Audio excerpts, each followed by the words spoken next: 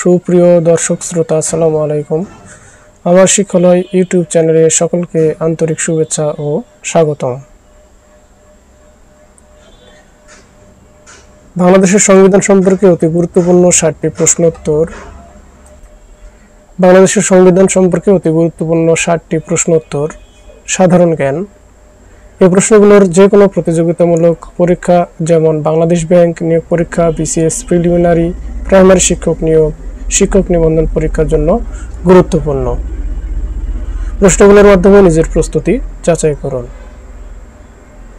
বাংলাদেশে কোন ধরনের রাষ্ট্রীয় ব্যবস্থা প্রচলিত? সার্বভৌম প্রজাতন্ত্র। গণপ্রজাতন্ত্রী বাংলাদেশের সর্বোচ্চ আইন কি? সংবিধান। কোন দেশের কোনো লিখিত সংবিধান নেই? ব্রিটেন, নিউজিল্যান্ড, স্পেন ও সৌদি আরবে লিখিত কোনো সংবিধান নেই।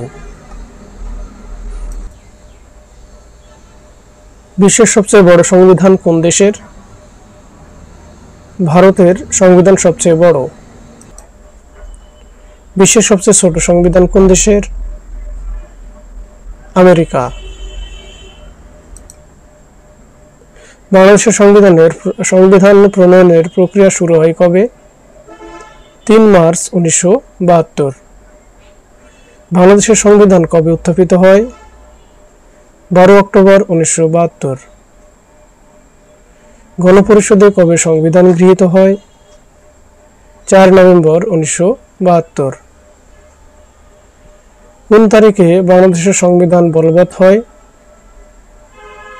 16 ডিসেম্বর 1972। বাংলাদেশে গণপরিষদের প্রথম অধিবেশন কবে অনুষ্ঠিত হয়? 10 এপ্রিল 1972। সংবিধান প্রণয়ন কমিটি কতজন সদস্য নিয়ে গঠন করা হয়? 34 জন। বাংলাদেশের সংবিধানের অভিভাবক ও ব্যাখ্যাকারক হল সুপ্রিম কোর্ট।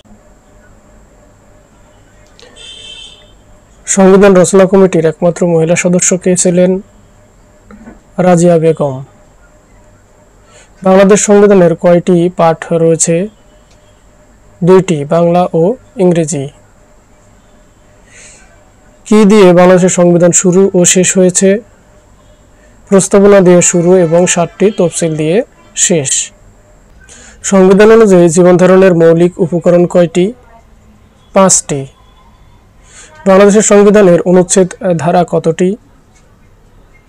153টি। বাংলাদেশের প্রথম হস্তলেখা সংবিধানের মূল লেখক কে? আব্দুর রউফ। প্রধানমন্ত্রীর পরামর্শ ছাড়া কোন কাজ রাষ্ট্রপতি এককভাবে করতে সক্ষম? প্রধান বিচারপতির নিয়োগদান। রাষ্ট্রপতির মেয়াদকাল কত বছর? কার্যভার গ্রহণের কাল থেকে 5 বছর।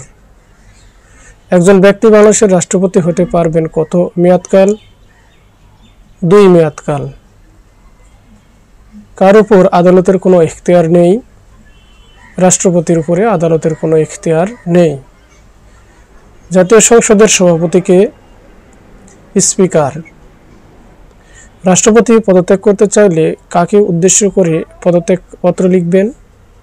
স্পিকারের উদ্দেশ্যে। প্রধানমন্ত্রী, মন্ত্রী, প্রতিমন্ত্রী ও উপমন্ত্রীদের নিয়োগ প্রদান করেন কে? রাষ্ট্রপতি। অ্যাটর্নি জেনারেল পদে নিয়োগ দান করেন কে? রাষ্ট্রপতি। সংবিধানের প্রধান বৈশিষ্ট্য আছে কতটি? 12টি। বাংলাদেশের সর্বোচ্চ আদালত কোনটি? Supreme court. সুপ্রিম কোর্টের কয়টি বিভাগ আছে? 2টি, আপিল বিভাগ ও হাইকোর্ট বিভাগ। সুপ্রিম কোর্টের বিচারপতিদের মেয়াদকাল কত? 67 বছর পর্যন্ত। বাংলাদেশের সংবিধানের প্রথম মূলনীতি কি ছিল? ধর্মনিরপেক্ষতা, জাতীয়তাবাদ, গণতন্ত্র ও সমাজতন্ত্র। কোন আদেশ বলে সংবিধানের মূলনীতি ধর্মনিরপেক্ষতা বাদ দেওয়া হয়?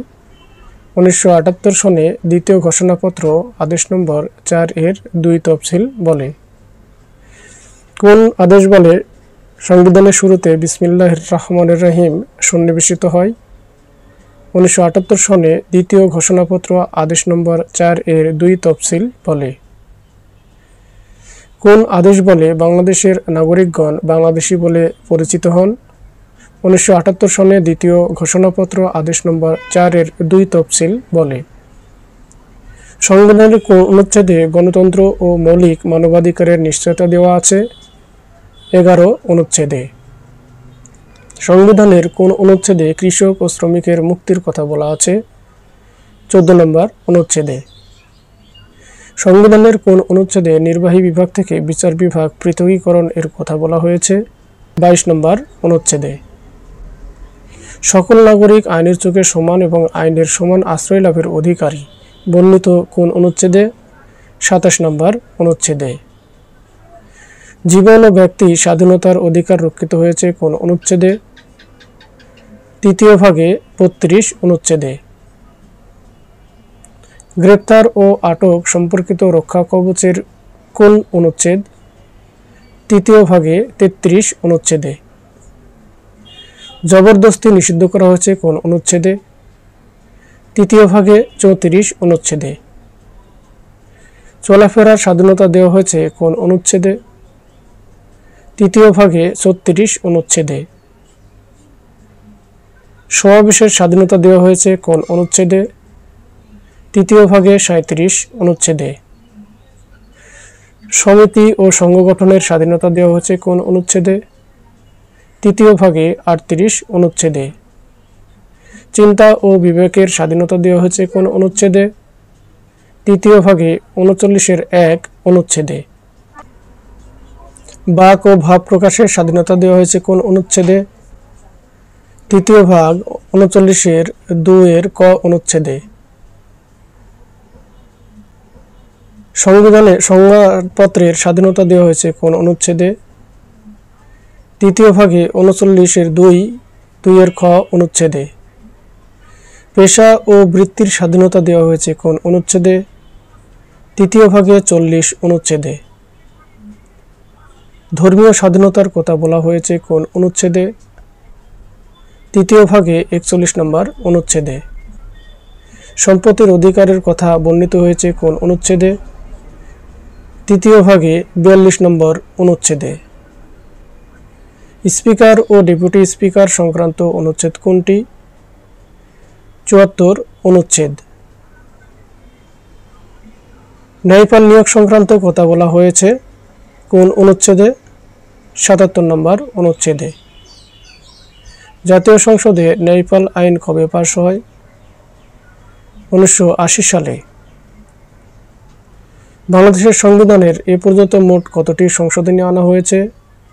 16টি সংশোধনী আনা হয়েছে। ইন্ডেমনিটি অধ্যাদেশ কবে জারি করা হয়? 26 সেপ্টেম্বর 1975। ইন্ডেমনিটি অধ্যাদেশ কবে বাতিল করা হয়? 12 নভেম্বর 1996। সংবিধান রচনা কমিটির প্রধান ছিলেন কে? ডক্টর কামাল হোসেন। বাংলাদেশ সংবিধানের খসড়া সর্বপ্রথম গণপরিষদে উত্থাপিত হয় কখন?